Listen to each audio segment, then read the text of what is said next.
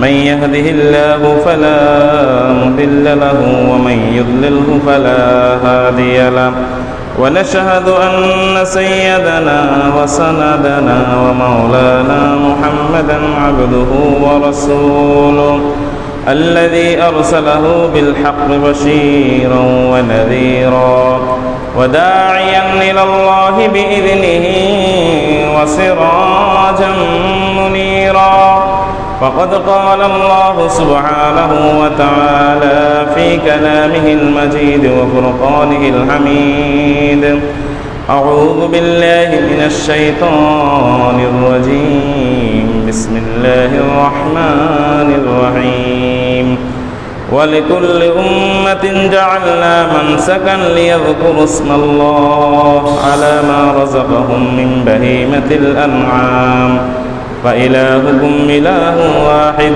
فله أسلموا وبشر المخبتين وقال الله سبحانه وتعالى في شان حبيبه ومحبوبه إن الله وملائكته يصلون على النبي يا أيها الذين آمنوا صلوا عليه وسلموا تسليما اللهم صل على محمد وعلى آل محمد كما صليت على إبراهيم وعلى آل إبراهيم إنك حميد مجيد اللهم بارك على محمد وعلى آل محمد كما باركت على إبراهيم وعلى آل إبراهيم إنك حميد مجيد بلغ العلا بكماله كشف الدجى بجماله حسنت جميع خصاله صلوا عليه وآله لا إله إلا الله لا إله إلا الله سبحان الله الحمد لله لا إله إلا الله سبحان الله الحمد لله لا إله إلا الله لا إله إلا الله محمد رسول الله মুআজ্জাজ মুহতারাম সম্মানিত মুসল্লিয়ান ইকরাম মহান আল্লাহ রাব্বুল আলামিনের শাহী দরবারে অসংখ্য অগণিত শুকরিয়া জানাচ্ছি যে রব্বুল আলামিন আমাদেরকে আজকের এই পবিত্র জুমার দিনে তার ঘরে সে হাজিরা দেওয়ার তৌফিক দান করেছেন এই জন্য সবাই পড়ছি আলহামদুলিল্লাহ লাখ কোটি দুরূদ ও সালামের হাদিয়া পেশ করছি বিশ্বের সর্বকালের সর্বশ্রেষ্ঠ মহামানব সাইয়্যিদুল আম্বিয়া ওয়াল মুরসালিন ফাতিমুন নবিয়্যিন শফিউল মুযনিবিন সাহিবে হাউদে কাউসার সাহিবে মাকাম মাহমুদ সাইয়্যিদুল আম্বিয়া ওয়াল মুরসালিন ফাতিমুন নবিয়্যিন হযরত মুহাম্মদ সাল্লাল্লাহু আলাইহি ওয়াসাল্লামের পবিত্র রূহ মুবারকে এবং হুজুর সাল্লাল্লাহু আলাইহি ওয়াসাল্লামের পরিবার বর্গ আহলে বাইত সহ সমস্ত সাহাবায়ে কিরামদের পবিত্র রূহ মুবারকের উপরে লাখ কোটি দুরূদ ও সালামের হাদিয়া পেশ করছি আমরা সবাই পড়ছি সাল্লাল্লাহু আলাইহি ওয়াসাল্লাম। সম্মানিত উপস্থিতি, সাথে সাথে রাসূল পাক সাল্লাল্লাহু আলাইহি ওয়াসাল্লাম থেকে শুরু করে হযরত আদম আলাইহিস সালাতু ওয়াস সালাম থেকে শুরু করে আজকের এই দিনটি পর্যন্ত ইসলামের জন্য যারা নিজেদের জীবনকে বিলীন করে দিয়েছেন আল্লাহ তাআলা তাদের সকলকে শহীদের মর্যাদা দান করুন, সবাই বলি আমিন। সম্মানিত মুসল্লিয়ান ইকরাম, সাথে সাথে আল্লাহ রাব্বুল আলামিন মহামানব, পৃথিবীর সর্বকালের সর্বশ্রেষ্ঠ মহামানব, মাখলুকাতের মধ্যে সর্বশ্রেষ্ঠ মাখলুক, মানুষের মধ্যে সর্বশ্রেষ্ঠ মানুষ এবং পুরা কায়নাতের রহমত, পুরা আলমের রহমত হিসেবে আল্লাহ তাআলা হযরত মুহাম্মদ রাসূলুল্লাহ সাল্লাল্লাহু আলাইহি ওয়াসাল্লামকে ঘোষণা করেছেন এবং আল্লাহ তাআলা তার নামের সাথে হযরত মুহাম্মদ রাসূলুল্লাহ সাল্লাল্লাহু আলাইহি ওয়াসাল্লামের নামকে পর্যন্ত জুড়ে দিয়েছেন।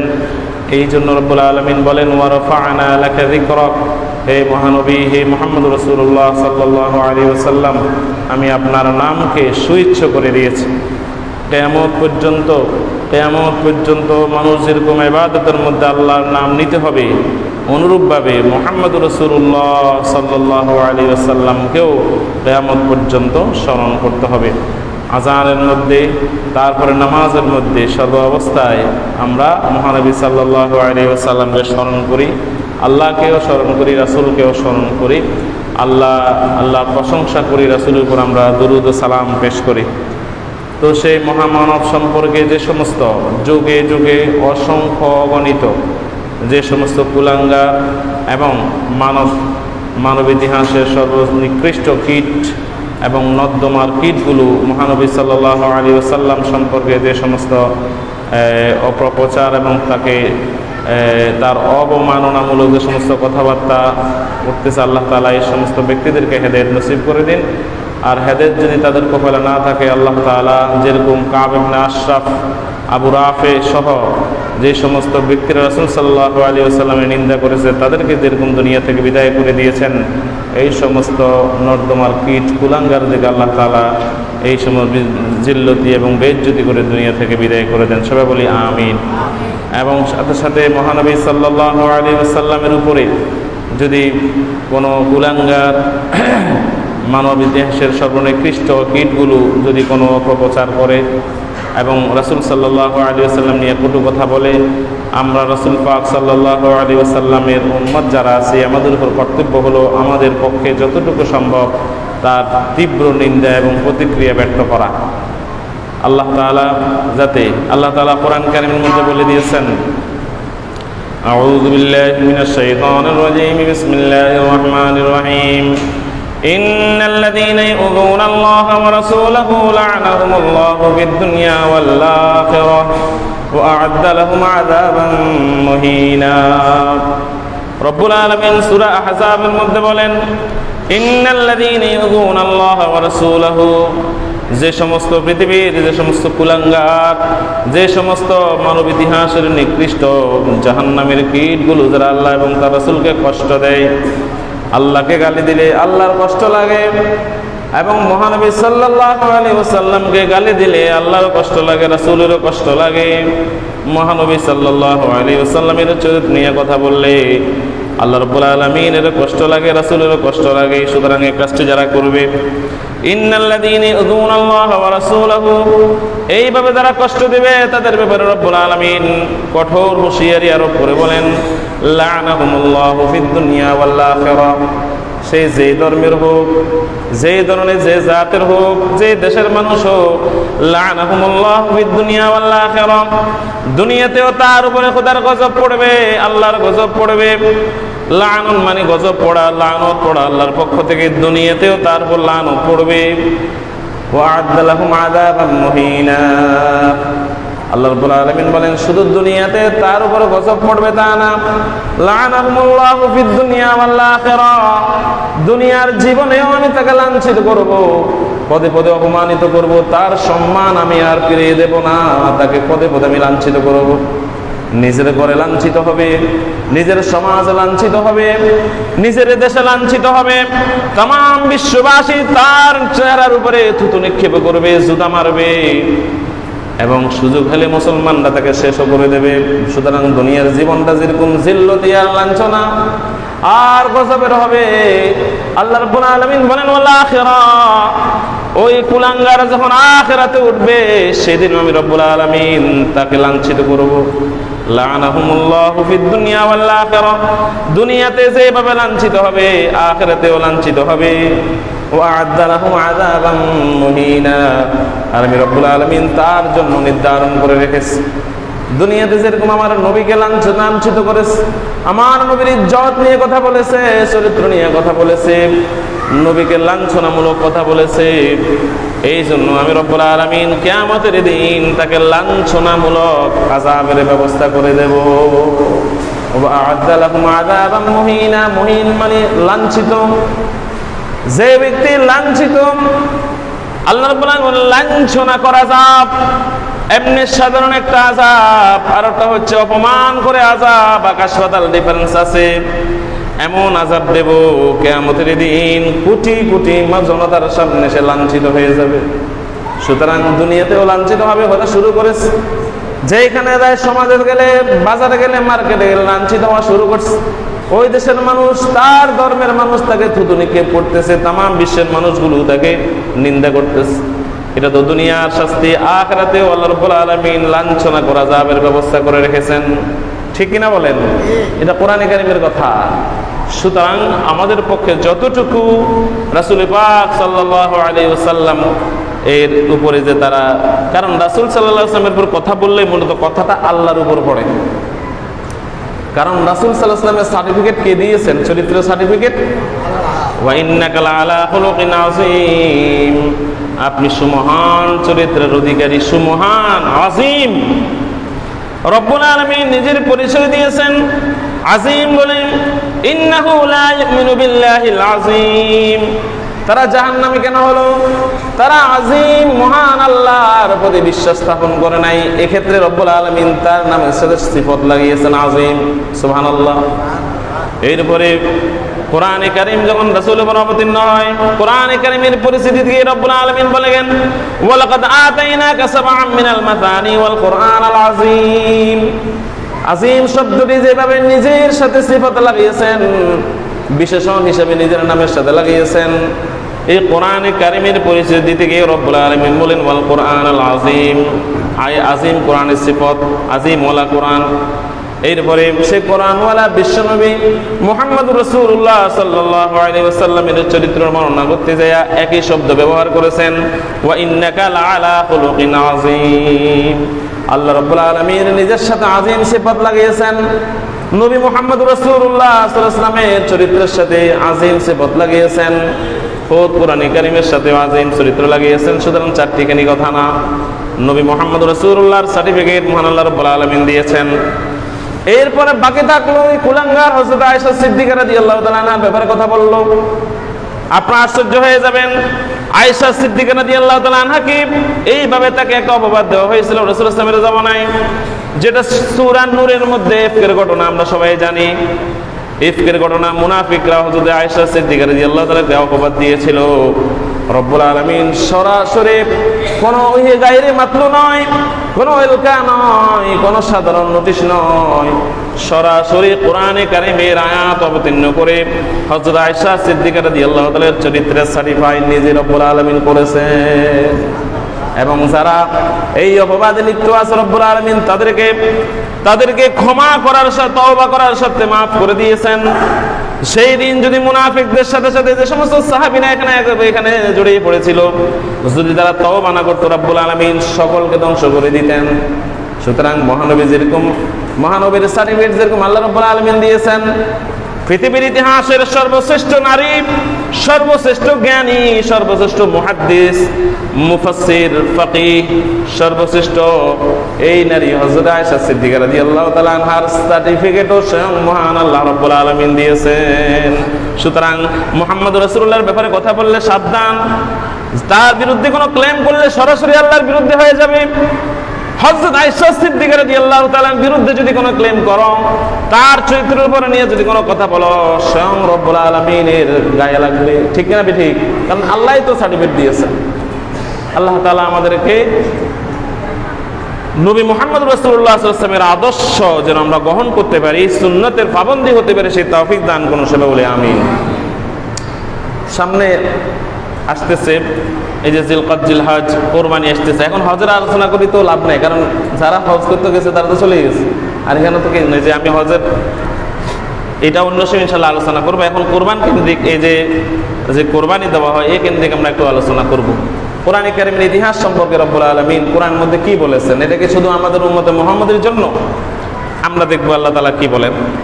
সূরা হজের 34 নম্বর আয়াতে রব্বুল আলামিন কোরবানির ইতিহাস বর্ণনা করতেছেন, যে শুধু কি এটা উম্মতে মুহাম্মদের জন্য হয়েছে, নাকি এটা অন্যান্য জাতি ছিল।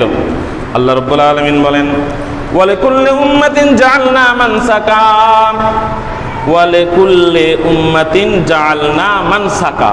মানসাকাদের এখানে কোরবানি উদ্দেশ্য, এই যে আমরা কোরবানি করি না, কোরবানি উদ্দেশ্য প্রত্যেকটি উম্মতের জন্য, প্রত্যেকটি জাতির জন্য আমি রব্বুল আলামিন কোরবানি করাকে আবশ্যক করে দিয়েছি। সুবহানাল্লাহ। কে বলতেছেন? আল্লাহ। তাহলে বোঝা গেল কোরবানি করা এটা উম্মত মুহাম্মাদের জন্য শুধু খাস না, এটা হযরত আদম আলাইহিস সালাতু ওয়াস সালাম থেকে শুরু করে নবী মুহাম্মদ রাসূলুল্লাহ পর্যন্ত ১৬ লক্ষ নবী রাসূল সবার উম্মতের উপরে এটা ওয়াজিব ছিল। সুবহানাল্লাহ। ওয়া লিকুল্লি উম্মাতিন জাআলনা মানসাকা, প্রত্যেকটি জাতির উপরে, প্রত্যেকটি উম্মতের উপরে, প্রত্যেকটি নবী রাসূলের উম্মতের উপরে এই মানসাকা, এই কোরবানি করার বিধান আমি রব্বুল আলামিন করে দিয়েছি।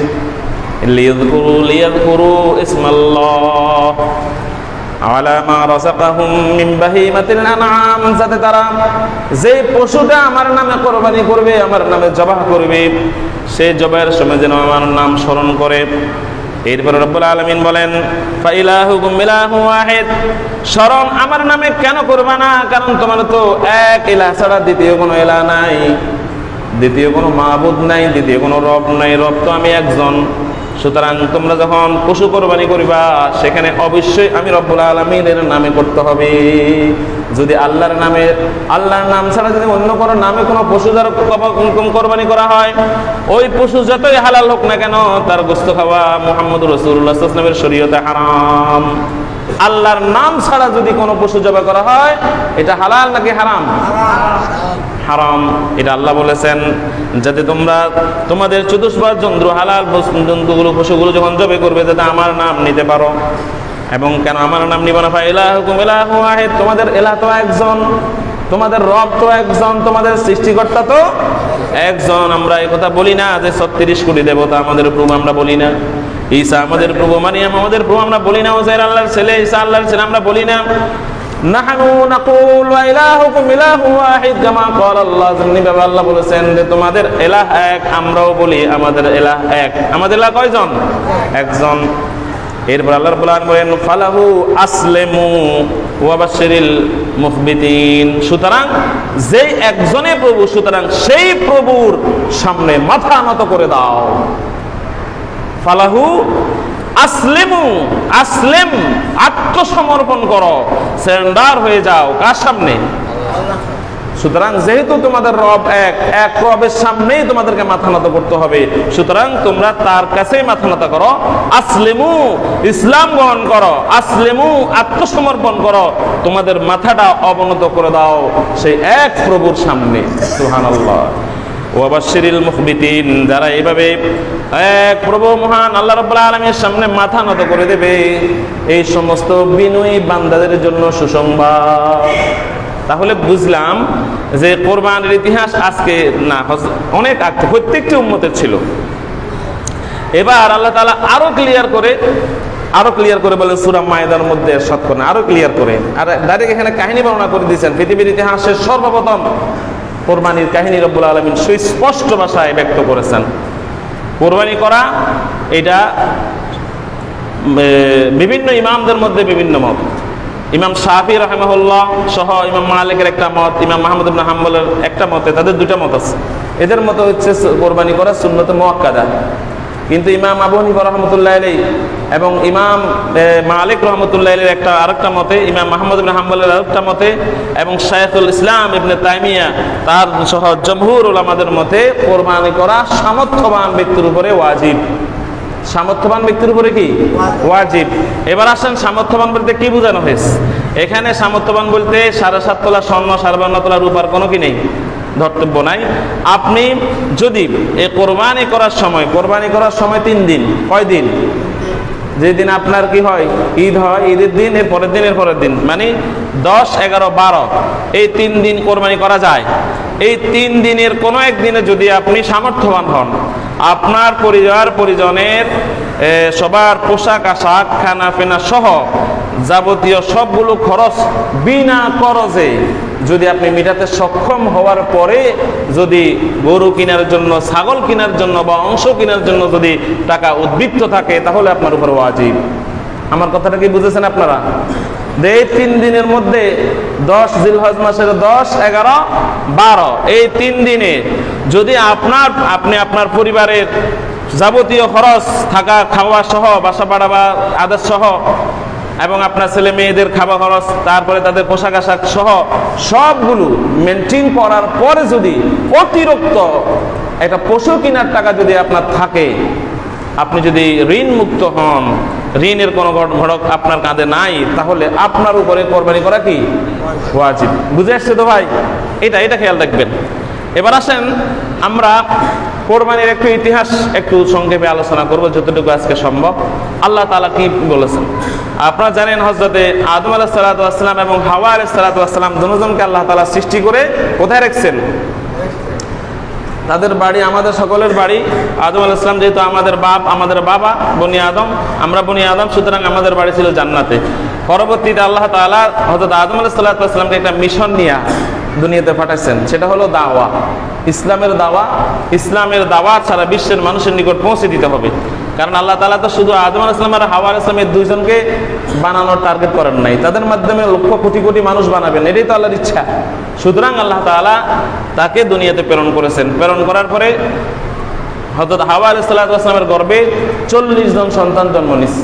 বুখারী রাওয়ায়াত সহ বিভিন্ন রাওয়ায়াতে, সহিহ রাওয়ায়াতগুলোতে আছে, প্রত্যেকটি হযরত হাওয়া আলাইহিস সালাম এক প্রসবে 2 জন বাচ্চা প্রসব করতেন, 2টা সন্তান, একটা ছেলে একটা মেয়ে। শুধু আরেকজন নবী হযরত শীস আলাইহিস সালাম নাম শুনছেননি? উনি শুধু ওনার সময় যিনি ওই সময় শুধু একমাত্র হযরত শীস আলাইহিস সালাম জন্মগ্রহণ করেছেন, তার সাথে আর কোনো যমজ বোন জন্মগ্রহণ করেন নাই। বাকি 20 বার তিনি প্রসব করেছেন। আমাদের আদিমাতা কয়বার প্রসব করেছেন? 20 বার। 20 বারে 40 জন। এর মধ্যে শুধু পার্থক্য হলো হযরত শীস আলাইহিস সালাম, তার সাথে তার কোনো যমজ বোন ছিল না, তিনি একলাই এসেছেন দুনিয়াতে, তিনিও নবী ছিলেন। তো তখন তো সবাই ভাই বোন বর্তমান যুগের দিকে চিন্তা করলে, কিন্তু আল্লাহ তাআলা তখন বিধান করলেন না, একই প্রসবের সাথে যে 2 জন, একটা ছেলে একটা মেয়ে, ছেলের সাথে যেরকম তার যমজ বোন দুনিয়াতে আসছে, এদের মধ্যে ভাই বোন স্থাপিত, এরা ভাই বোন। কিন্তু পরবর্তী প্রসবে যারা দুনিয়াতে আসবে, প্রথম প্রসবের সাথে দ্বিতীয় প্রসবের বা ছেলে মেয়েদের সাথে বিবাহ বৈধ ছিল, তাদের মধ্যে সহোদর বোনের বিধান ছিল না। তখন তো আর অন্য কোনো মানুষ নেই যে আরেক জায়গায় বিয়ে করাবো, আছে নাকি? নাই। সুতরাং তখনকার আমলের শরীয়ত হলো কি, একই প্রসবে যারা দুনিয়াতে আসবে তাদের মধ্যে ভাই বোন সাব্যস্ত হবে, আর পরবর্তী প্রসবে যারা আসবে তারা আগের প্রসবের কি হবে না, ভাই বোন হবে না। তাদের পরের প্রসবের মেয়ের সাথে প্রথম প্রসবের ছেলে, প্রথম প্রসবের মেয়ের সাথে পরের প্রসবের ছেলের সাথে বিবাহের বিধান এটা আল্লাহ করে দিয়েছেন। এই বিধান প্রতিষ্ঠা হওয়ার পরে আল্লাহ আদম আলাইহিস সালাম যখন বললেন, তখন অবাধ্য হয়েছে কে? হাবিল না কাবিল? কাবিল বলতেছে এটা আমি মানবো না। এটা তো একটা সর্বপ্রথম ইবলিস আল্লাহ তাআলার কথা অমান্য করছেন, ঠিক আছে, সেটা হচ্ছে আসমানে। জমিনে সর্বপ্রথম মানব ইতিহাসে সর্বপ্রথম আল্লাহ রাব্বুল আলামিনের আইনের সাথে বৃদ্ধাঙ্গুলি প্রদর্শন করছে, এই ব্যক্তির নাম কি? বলেন না, নাম কি? কাবিল। এবং কঠোরভাবে প্রতিরোধ করছে। তার সাথে যে বোনটা জন্ম নিয়েছে তার নাম আকলিমা, সেরা সুন্দরী, এটা আল্লাহ পরীক্ষার জন্য বানাইছে।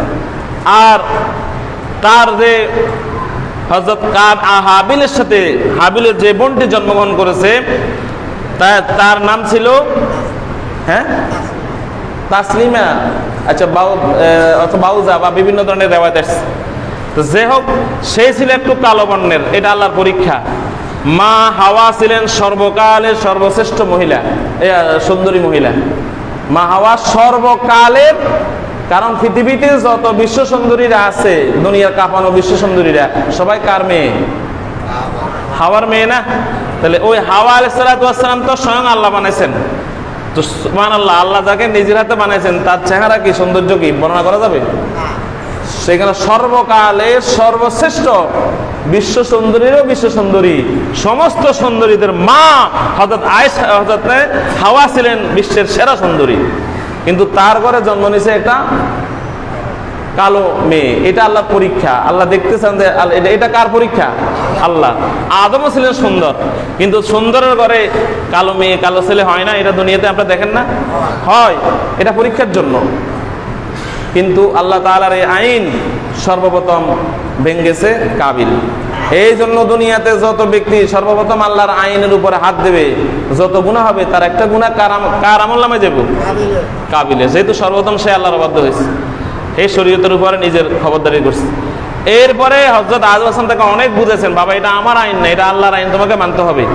সে বলতেছে দ্যাট ইজ মানে এটা হচ্ছে আনসাইন্টিফিক, অবৈজ্ঞানিক, অযৌক্তিক, আমার সাথে যে হয়েছে আমি তার বিয়ে করব।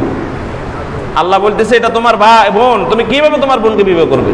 এটা এত বোন আমি বুঝি না, এটা আমি বিয়ে করবো, আমার সাথে দুনিয়াতে আসছে, এটার হক আমি। তো আল্লাহ তাআলা বললেন ঠিক আছে, আদম আলাইহিস সালাম বললেন ঠিক আছে, একটা বিধান, কোরবানি করো। এই শুরু হইতেছে কোরবানি। তুমি যখন মানতেছো না তো কোরবানি করো।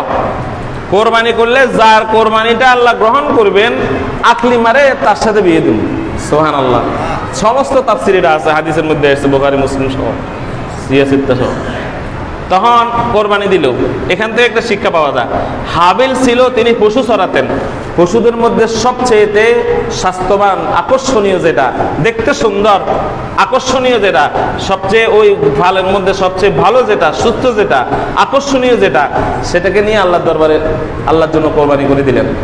আর কাবিল হে তো বুঝছে যে আল্লাহর আইন, আল্লাহ এটা আমার কোরবানি হইলো আমি বিয়ে করুম, আকলিমারে না হইলো আকলিমারে বিয়ে করুম। তার কোরবানি আল্লাহ সন্তুষ্টির জন্য ছিল না, সে ছিল কৃষক, সে কিছু আলু, পটল, পেঁয়াজ, কিছু ফসল, আলু, কুমড়া, তারপরে কি কদু, এগুলা নিয়ে কোরবানি দিচ্ছে, পাহাড়ের মধ্যে রেখেছে। তখনকার যুগের কোরবানির সিস্টেম ছিল, কোরবানি কবুল হইল না হয়েছে এটা নিউজ দিয়ে দিত, সাথে সাথে রেজাল্ট, সাথে সাথে। এখন কি সাথে সাথে রেজাল্ট আসেনি? না, কই আসে? সাথে সাথে যদি রেজাল্ট আসতো, সমাজের 99% মানুষ সমাজের মুখ দেখাতে পারতো না, কারণ একটার সাথে না একটা সুদের সাথে সম্পর্ক আছে। সুতরাং সুদের সাথে সম্পর্ক থাকলে এই ব্যক্তির কোরবানি কেমনে কবুল হবে?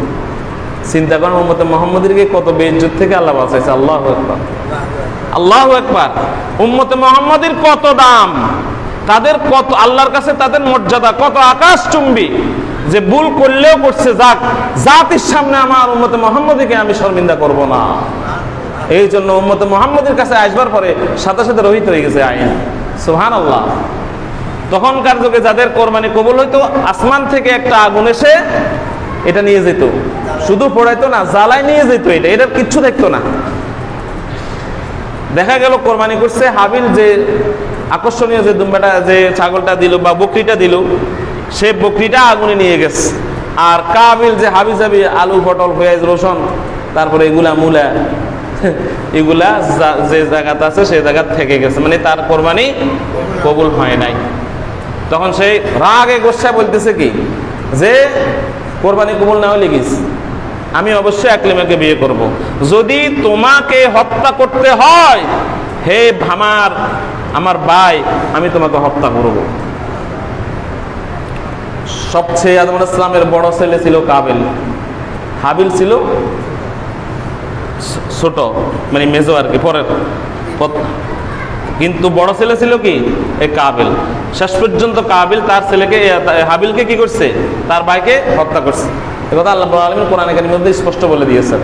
সেটা আজকে জুমাতে আর সময় নেই, আগামী জুমাতে ইনশাআল্লাহ বলবো একদম সুস্পষ্টভাবে, কি কেমনে কারে কেমনে মারছে, মারার পরে কি করছে, সবগুলো আল্লাহ তাআলা দিয়ে দিয়েছেন। সুতরাং এই যে পৃথিবীতে যে হত্যাকাণ্ডটা সর্বপ্রথম ঘটাইলো, কে ঘটাইছে?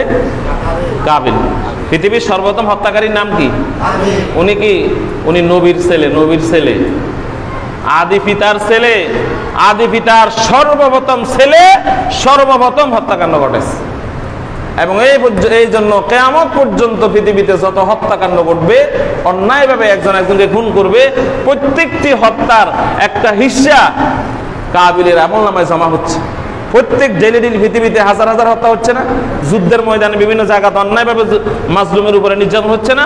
প্রত্যেকটি গুনাহ, প্রত্যেকটি হত্যাকাণ্ডের একটা হিস্সা, একটা গুনাহ, একটা অংশ কিয়ামত পর্যন্ত কার কবরে যাবে? কাবিলের। কারণ সে সর্বপ্রথম হত্যা আবিষ্কার করছে।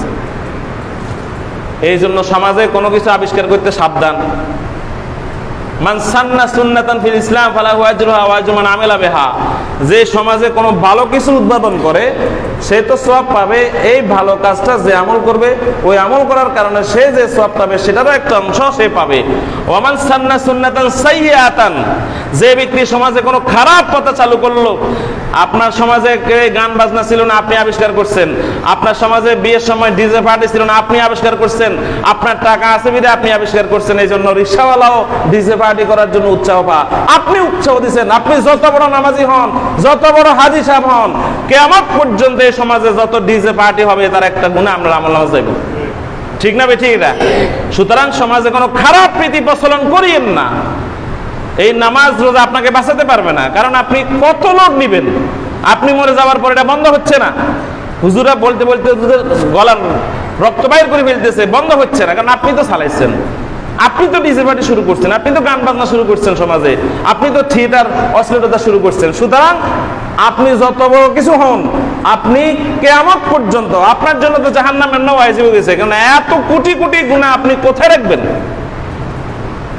এই জন্য চুপ থাকবেন, না পারলে সহযোগিতা করিয়েন না, খারাপ কাজ সহযোগিতা করিয়েন না। করলে খবর আছে, ধরা আছে, সমস্ত আমল তো বরবাদ হবে এবং যাবতীয় কোটি কোটি গুনাহ নিয়ে জাহান্নামে ওয়াজিব হয়ে যাবে। আপনি আত্মতৃপ্তি তো ভুগিয়েন না যে আমি তো হাজী সাহেব, আমি তো গাজী সাহেব, তারপরে আমি তো জাকাত দিই, আমি তো নামাজ পড়ি। আপনার নামাজ আপনার এগুলো থাকবে না, কিয়ামতের দিন এগুলো আপনি যে মানুষের হক নষ্ট করছেন এটা নিয়ে যাবে। এই যে মানুষকে গুনার দিকে লিপ্ত করছেন, মানুষ বলবে এই লোকটার কারণে আমরা ডিজে পার্টি শিখছি, এই লোকটার কারণে গান বাজনা শিখছি, সুতরাং সে আমাদের ক্ষতি করছে। এই জন্য তার আমলনামা থেকে গুনাহগুলো তার যাবে, আর তার গুনাহগুলো তার কাছে আসবে, এবং কিয়ামত পর্যন্ত যতজন আমল করবে প্রত্যেকের আমলের গুনাহ তার আমলনামা জমা হতে হতে হতে হতে হতে কয় কোটি বছর সে জাহান্নামে জ্বলবে, এটা কে জানে? আল্লাহ তাআলা জানেন। এই জন্য আল্লাহ তাআলা আমাদের সকলকে ভালো কিছু, সমাজ উন্নয়ন, চরিত্রের উন্নয়ন হয়, ইসলামের উন্নয়ন হয়, দেশের উন্নয়ন হয়, পরিবার সমাজ উন্নয়ন হয়, এই কাজগুলো আমরা করবো। রাজি আছেন তো ইনশাআল্লাহ? আর খারাপ কাজগুলো আমরা উদ্ভাবনও করবো না, সহযোগিতাও করবো না। রাজি আছেন তো ইনশাআল্লাহ? আল্লাহ তাআলা আমাদের সকলকে আমল করার তৌফিক দান করুন। আসসালামু আলাইকুম ওয়া রাহমাতুল্লাহ।